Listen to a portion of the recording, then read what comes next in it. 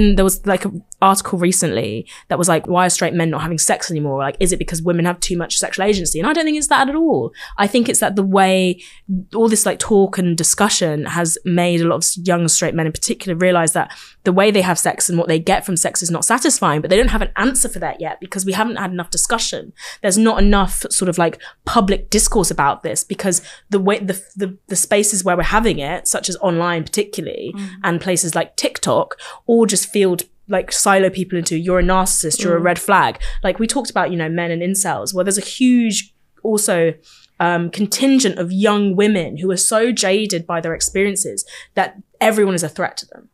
Everyone is out to get them. There's this homogenous blob of men who are out to hurt them. And it's like these two wounded parties coming together for different reasons. Of course, you're just going to get blocks and it's just going to get worse until we find a way to have these public discussions. But they're so difficult because everyone's so sensitive about their own experiences and like how much they've hurt them. And that becomes trauma.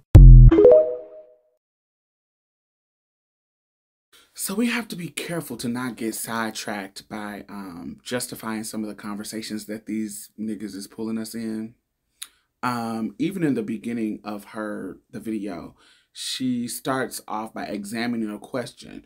Do women have too much agency over their body in regards to men not having access to sex? Just the idea of somebody questioning whether women have too much agency over their body.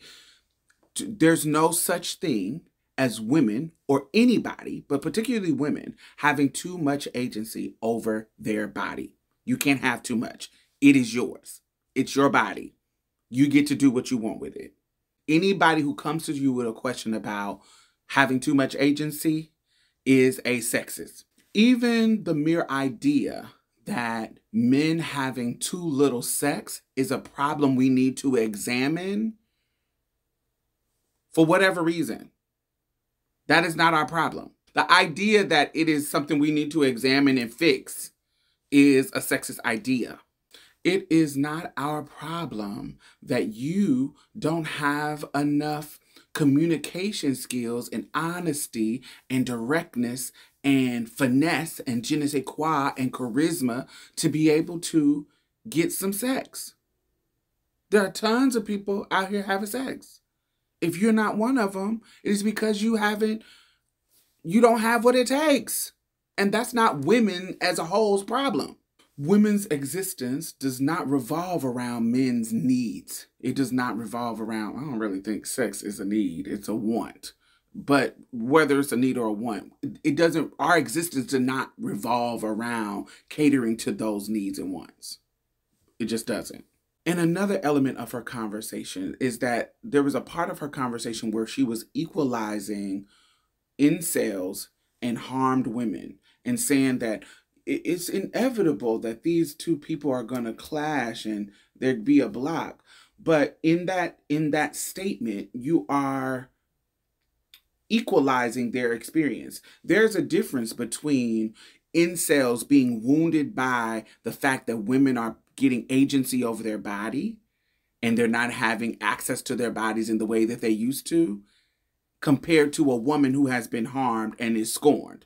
Should she get therapy? Absolutely. All that kind of stuff. But one, there was a harm that was done to her, and there's a natural reaction to have a disdain or a rejection of somebody who caused them harm.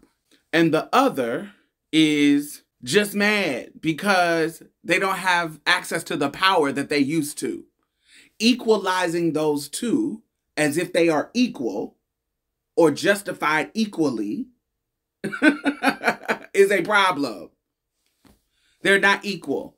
One has a legitimate justification. I was harmed, so I have a problem with these type of people. And one is, oh my God, crybaby. I don't get to grape without the G like I used to do. I don't get to force people into having sex with me without proper communication and consent. I don't get to do the stuff that I used to do to be able to get some vagina, access to somebody's body. I actually have to be emotionally intelligent. I actually have to care. I actually have to be honest. I actually have to do the work to establish a physical connection. You can't do these things that you used to, these games that you used to play, you can't do them anymore. You actually have to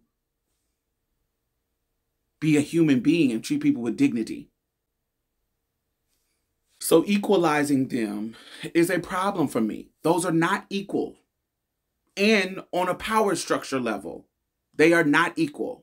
Because this is in the context of sex. This is in the context of agency over one's body. This is in the context of someone feeling like they are owed sex and someone feeling like that this is mine. I don't owe you anything. I get to decide who gets it. And this one not understanding that there's conditions and requirements more than it used to be. One is giving up power and one is trying to claim their agency. So having a conversation that equalizes those two as if, they're equally culpable for the symptoms of men not having sex. I think that that's wrong. And sexist and misogynist, and it's like built in, which may not be her intention, but think about how we are having these conversations.